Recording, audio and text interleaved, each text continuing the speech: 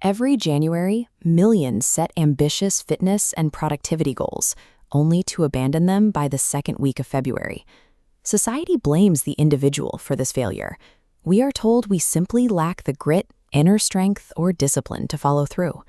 Since this cycle of self-blame is so universal, we need to determine if the problem is our character or if the strategy of relying on internal discipline is flawed. This chart tracks the popular psychological model of willpower. It shows a steady decline in cognitive energy as we make decisions throughout the day. By nightfall, our energy reserves are exhausted, leaving us little ability to resist junk food and digital distractions. There is a problem with relying on this mental muscle. The moment you exert willpower, you are actively fighting your own surroundings. If a goal requires constant effort to maintain, your environment is working against your intentions. Trying to force your way through a hostile room leads to a loss. Historian Will Durant spent over 4 decades studying the greatest figures and eras of human history to understand what drives progress. Durant concluded that demanding situations shape history. When the environment creates a necessity for greatness, average people develop the abilities required to meet that demand. This observation aligns with our biology. Human beings are adaptive organisms, hardwired to match the specific constraints and pressures of our surroundings. We are programmed to adapt to external context. Trying to change yourself internally while keeping your environment the same ignores how our nature actually functions. 10-year-old Jason Roney became the youngest person to land a motorcycle backflip, a feat that professionals in the 1990s considered an impossibility. The riders of the 90s didn't lack willpower.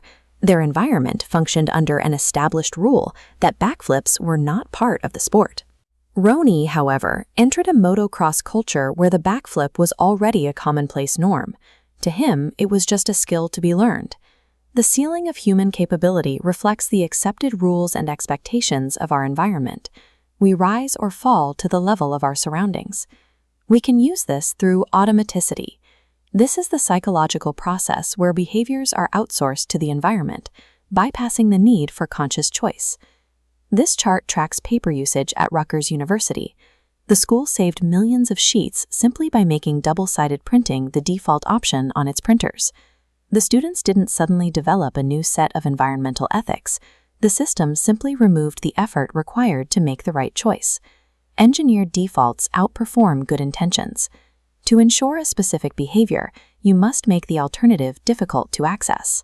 Most people live in a distracted middle ground, but true growth requires moving between 2 distinct, enriched environments.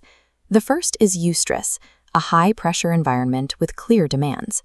The second is peak recovery, a space completely disconnected from work and technology. Just as muscles grow during rest after a hard workout, we evolve by alternating these states. This cycle automates high performance and prevents the mental decay caused by constant, low-level stress. Personal transformation follows Newton's third law of motion. To leave your current reality, you must exert a force equal and opposite to what holds you down. The heavy friction of a bad environment creates a massive drag that your internal willpower alone simply cannot overcome. Since internal energy cannot win against a hostile environment, your only mechanical option is to lighten the load by removing what holds you back. This means practicing subtraction. You must proactively eliminate distracting apps, remove junk food and toxic triggers from your physical and digital spaces. The rule is simple. Decide to eat healthy at the grocery store. If there is no junk food in your kitchen at midnight, you don't need willpower to avoid it. By removing conflicting options, you create a space where executing the right choice is your only available path. You are not a fixed entity. You are a fluid product of the conditions you choose to inhabit. Stop trying to fix your internal flaws. Instead, design the external environment that will build the person you want to become.